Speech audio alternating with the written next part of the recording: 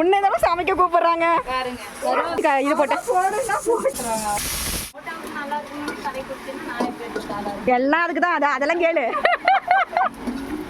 அதெல்லாம் அதுக்குனே வந்திருக்கு. மாவு போடணுமா இல்லை மீன் போடணுமா? ரெண்டுமே போடணும். போதுமா பாரு. அப்புறம் ஏங்க சொன்னேன்? இல்லை அப்புறம் எதுக்குங்க சொன்னீங்க? ஃபர்ஸ்ட் மீனை போடணுமா இல்லை மாவு போடணுமான்னு? ஆனால் சில்லி இதுக்கெல்லாம் போட்டுதான் பெட்டேன். போதுங்க போதுங்க வைங்க. எல்லா இடத்துலையும் பெட்டர் மசாலா ஐட்டம் எதிர்பார்க்கக்கூடாது. சரி, அது திருப்பி தான் தூவாங்க. இது மேலே இதுக்கு திருப்பி தூவுறேன். எல்லாம் திருப்பி தூவியாச்சு.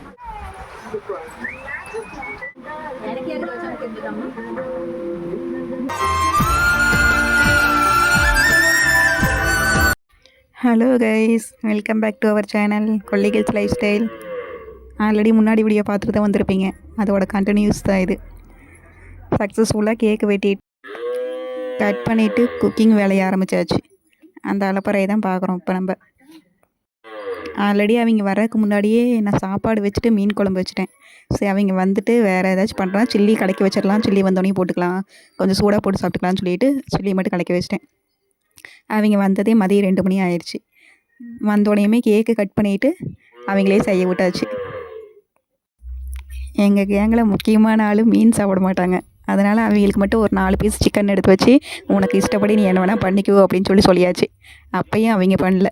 நீங்கள் பண்ணி கொடுங்க, நான் சாப்பிட்றதுக்கு நானே எப்படி பண்ணுறதுன்னு சொல்லிட்டு எங்கள் மேலே தலையில் கட்டிட்டாங்க. அதில் தான் இன்னொரு மேதாவி அதை பண்ணிகிட்ருக்காங்க. எல்லாருமே பக்கத்தில் தான் இருக்கோம். ரொம்ப டிஸ்டன்ஸ்லாம் இல்லை. மினிமம் இப்போ ஒரு 10 கிலோமீட்டருக்குள்ளே தான் எல்லாருமே இருக்கோம். இருந்தாலுமே நாங்கள் 4 பேரும் ஒன்றா மீட் பண்ணுறது ரொம்ப அபூர்வம் தான். யாரோ ஒருத்தருக்கு வேலை இருந்துடும். அதனால் எப்போயும் 2 பேர் 3 பேர் தான் மீட் பண்ணுவோம். 4 பேர் எப்போயுமே சேர்ந்து மீட் பண்ணதே இல்லை. ஒரு 4 மாதத்துக்கு அப்புறம் இன்றைக்கி தான் மீட் பண்ணுறோம். அது ஃப்ரெண்ட்ஸு வீட்டுக்கு வரேன்னு சொல்லிட்டாவே ஒரு ஜாலி தான். எப்படா வருவாங்க அப்படின்னு சொல்லி தான் இருக்கும். அதே மாதிரி தான் இன்றைக்கி எனக்கு இருந்துச்சு. ஆல்ரெடி முன்னாடி வீடியோவில் சொல்லியிருப்பேன்னு நினைக்கிறேன். என் வாழ்க்கையில் முக்கியமான 3 பேர். அந்த 3 பேர் இவங்க தான். இப்போ நான் இவ்வளோ ஹாப்பியாக காலேஜ் டேஸ்க்கு அப்புறம் நான் இவ்வளோ ஹாப்பியாக இருக்கிறேன்னா அது இவங்களால தான். என் தம்பி அடிக்கடி சொல்லுவான், உனக்கு மட்டும் இப்படி எல்லா இடத்துலையும் யாரோ ஒருத்தர் க்ளோஸாக இருக்க மாதிரி கிடச்சிட்றாங்க அப்படின்னு சொல்லிட்டு. அது எனக்கும் என்னன்னு தெரியல.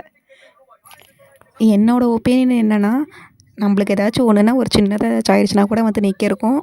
நம்மளுக்கு என்ன வேணாலும் நம்ம கேட்டோன்னே பண்ணுறக்கும் அவங்க இருக்காங்கன்னா நம்ம அந்த மாதிரி இருக்கணும்.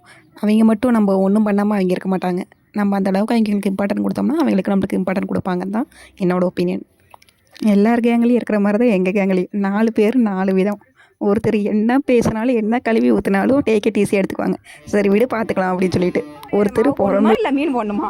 ரெண்டுமே போடணும். போதுமா பாரு. அப்புறம் ஏங்க சொன்னேன்? இல்லை அப்புறம் எதுக்குங்க சொன்னீங்க? ஃபர்ஸ்ட் மீனை போடணுமா இல்லை மாவு போடணுமான்னு? ஆனால் சில்லி இதுக்கெல்லாம் போட்டுதான் பெட்டேன். அப்படியா? சரி சரி. கலக்கிறது மட்டும்தான் என்னோட வேலை. சரியா?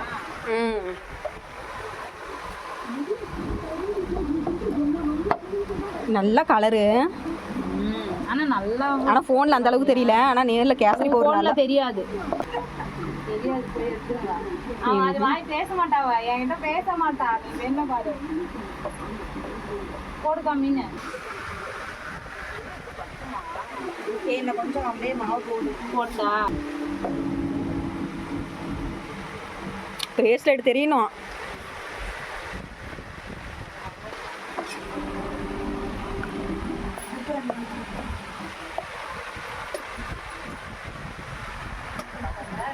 இல்லை இல்லை அதில் ஒன்றும் பிரச்சனை. ஏதோ ஒரு வாசம் வருது. அப்படியானு சொல்கிறாங்களே. உப்பு கரெக்டாக இருந்துச்சுன்னா குழம்புலேருந்து வாசம் வருதா?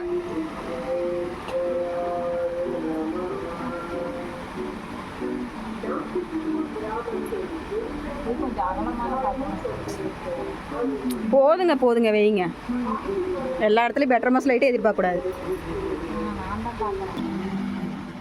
கேஸ் குழம்பே சாப்பிடிச்சிருவாங்க. அது இன்னொருத்தர் இருக்காங்க, அவங்க ரொம்ப எமோஷ்னல். பார்க்க தான் வயசு அதிகம். என் கேங்லேயே அவங்களுக்கு தான் வயசு அதிகம். இருந்தாலுமே அவங்க ரொம்ப எமோஷ்னல். இன்னொருத்தர் நான் எப்படின்னா ப்ராப்ளத்தை க்ரியேட் பண்ணுறது நான் தான், அதை சால்வ் பண்ணுறது நான் தான். அந்த மாதிரி ஒரு கேரக்டர். இதெல்லாம் சேர்ந்தது தான் எங்கள் கேங். ஜாலியாக தான் இருக்கும். நான் 3 வருஷம் ஆயிடுச்சுன்னு நினைக்கிறேன் நாங்கள் க்ளோஸ் ஆகி. 3 வருஷம் எப்படி போச்சுன்னே தெரில. இப்போ 4வது வருஷம் போயிட்டுருக்கு.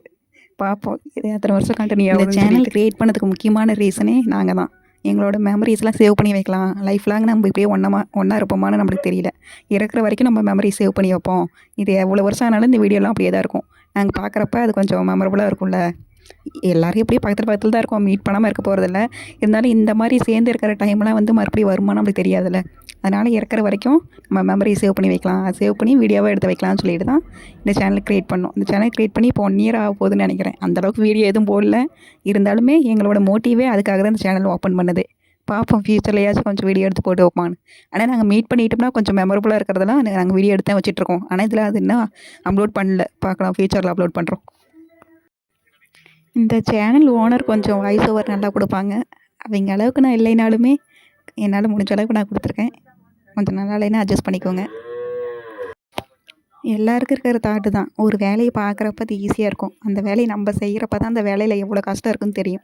இப்போ எனக்கு அந்த மாதிரி தான். ஒரு வீடியோ எடிட் பண்ணுறது, அதுவும் நாங்கள் ப்ராப்பராக எடிட் பண்ணல. ப்ராப்பராக இப்போ கொஞ்சம் ஏதோ 50% எடிட் பண்ணுறப்பயே இவ்வளோ கஷ்டம் இருக்குன்னு எனக்கு இப்போ தான் தெரியுது. ஒரு மணி நேரம் வீடியோ எடுத்து அந்த 1 மணி நேரம் வீடியோ ஒரு 10 நிமிஷமாக சுருக்கி அதுக்கு வாய்ஸ் ஓவர் கொடுக்கறது எவ்வளோ கஷ்டம் எனக்கு இப்போ தான் தெரியுது. இதெல்லாம் எப்படி ப்ராப்பராக பண்ணுறாங்களோ எனக்கு ஒன்றும் புரியல. ஒருவேளை அவங்க எடுக்கிறப்பயே வீடியோ ப்ராப்பராக எடுப்பாங்களா என்னமோ. ஆனால் ரொம்ப கஷ்டம். இது 1 ஹவர் வீடியோவை சுருக்கி நான் 10 நிமிஷத்தில் கொண்டு வந்திருக்கேன். வீடியோவில் இருக்கிறத வாய்ஸே போட்டால் கூட ஈஸி தான் நினைக்கிறேன். அந்த வீடியோ வாய்ஸை கட் பண்ணிவிட்டு நம்ம வாய்ஸ் ஓவர் கொடுக்குறது தான் கஷ்டம்னு எனக்கு தோணுது. நானும் வாய்ஸ் ஓவர் கொடுக்காம கூட போடலாம். இருந்தாலும் பின்னாடி சாங் ஓடிட்டு இருக்கனால காப்பிரைட் வரும். நம்ம ஒன்றும் அவ்வளோ பெரிய யூடியூப் சேனல்லாம் ஒன்றும் வச்சிருக்கல. அதனால் பேசிக் ஸ்டார்டிங்லேருந்து கொஞ்சம் காப்பிரைட் வராமல் பார்த்துக்கணும்ல. அதுக்காக வாய்ஸ் கட் பண்ணிவிட்டு நான் வாய்ஸ் ஓவர் கொடுத்துட்ருக்கேன். அவ்வளோதான். இந்த வருஷம் 4 பேர்த்தோட பர்த்டேவும் முடிஞ்சிடுச்சு. இனிமேல் அடுத்த வருஷம் பிப்ரவரியில் தான் ஸ்டார்ட் ஆகும். அது வரைக்கும் மறுபடியும் இந்த மூமெண்ட்லாம் கிடைக்குமான்னு தெரில. மீட் பண்ணாமல் இருக்க போகிறதில்ல, வெளியே சுற்றாமல் இருக்க போகிறதில்ல. இருந்தாலுமே இந்த வீட்டில் ஸ்பெண்ட் பண்ணுற டைம்லாம் திரும்ப வராதில்ல. எல்லாத்துக்குமே அவங்களுக்கு வேலை இருக்குது. எல்லோரும் இழுத்து பிடிச்சி ஒரு நாள் ஃபுல்லாக இருக்கணும்னா அது கொஞ்சம் கஷ்டம்தான். அதுவும் மேரேஜ் ஆனவங்களுக்குலாம் கொஞ்சம் கஷ்டம் தான். அவங்க சைடு சப்போர்ட் இல்லைன்னா இந்த மாதிரிலாம் வந்து யாராவது அவங்க ஹஸ்பண்ட் விடுவாங்களா? நீங்கள் போயிட்டு எப்போ வேணாலும் எவ்வளோ நேரம் வேணால் இருந்துட்டு வாங்க அப்படின்னு சொல்லிட்டு. ஆனால் எங்கள் கேங்கில் விடுவாங்க. எல்லாருமே பக்கா சப்போர்ட் அவங்க வீட்டாந்து. எங்கள் அண்ணாங்களுக்கே தெரியும் நாங்கள் மீட் பண்ணிவிட்டு அவ்வளோ சீக்கிரம் வரமாட்டோன்னு. நாங்கள் மீட் பண்ணிட்டோம்னா எப்படியும் ஒரு 4 hours 5 hours ஆகிரும். அந்த கேப்பில் ஒருத்தர் வீட்டில் இருந்து கூட ஃபோன் வராது. எப்போ வர, ஏன் இவ்வளோ நேரம் அப்படின்னு சொல்லிட்டு ஃபோன் வரதே கிடையாது. ஏன்னா நாங்கள் அந்தளவுக்கு எங்கள் லிமிட்டை நாங்கள் க்ராஸ் பண்ணதில் அந்தளவுக்கு அவங்களுக்கு என் மேலே நம்பிக்கை இருக்குது. அதனால் நான் அவங்க சைடில் ரொம்ப பக்கா சப்போர்ட். ஓகே, டாபிக் உள்ளே வரலாம். ஃபைனலாக குக் பண்ணி முடிச்சுட்டு சாப்பிட உட்காந்தாச்சு. எல்லோரும் இப்படி ஒன்றா உட்காந்து சாப்பிட்றது ஜாலியாக இருக்கும்ல. அது ஃபேமிலியாக இருந்தாலும் சரி, ஃப்ரெண்ட்ஸாக இருந்தாலும் சரி. எப்போவுமே இந்த மாதிரிலாம் நடக்காது. ஏதோ ஒரு நாளைக்கு இந்த மாதிரி நடக்கிறதுனால அது கொஞ்சம் நல்லா ஹாப்பியாக தான் இருக்கும். அதே மாதிரி தான் எங்களுக்கும். ஒரு 4 மாதத்துக்கு அப்புறம் நாங்கள் 4 பேரும் ஒன்றா உட்காந்து சாப்பிட்றோம். அந்த டைம் போகிறதே தெரியாமல் போயிடுச்சு. இருந்தாலும் 1 hour ஆயிடுச்சு நாங்கள் சாப்பிட்டு எந்திரிக்கிறதுக்குள்ளே. அந்த 1 hour போனதே தெரியாமல் நாங்கள் அவ்வளோ பேசிக்கிட்டு ஜாலியாக சாப்பிட்டு எந்திரிச்சோம். இப்போ இந்த வீடியோ எடிட் பண்ணுற பார்க்குறப்பயே என்னையே அறியாமல் நான் சிரிக்கிறேன்னு வச்சுக்கோங்க. அவ்வளோ ஹாப்பியாக இருந்துச்சு அந்த டே. அவ்வளோதான் வீடியோ. ஏதாவது வளன்னு பேசியிருந்தேன்னா கொஞ்சம் அட்ஜஸ்ட் பண்ணிக்கோங்க. எல்லோரும் சொல்கிற மாதிரி தான். நான் ஒன்றும் புதுசாக சொல்ல போகிறதில்ல. வீடியோ பிடிச்சா லைக் பண்ணுங்கள், கமெண்ட் பண்ணுங்கள், சப்ஸ்கிரைப் பண்ணுங்கள். பாய். நெக்ஸ்ட் வீடியோவில் பார்க்கலாம்.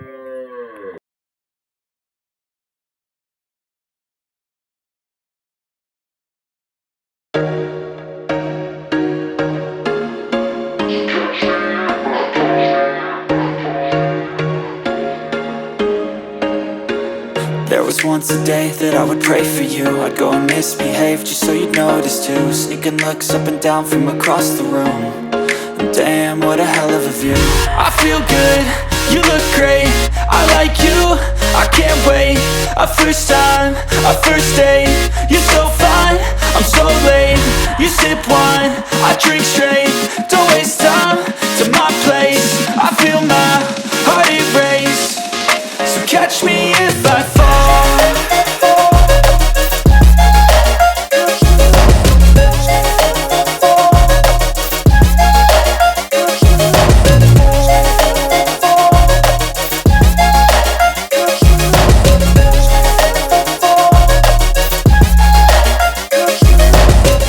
I'm falling fast, sitting here praying that this night's gonna last.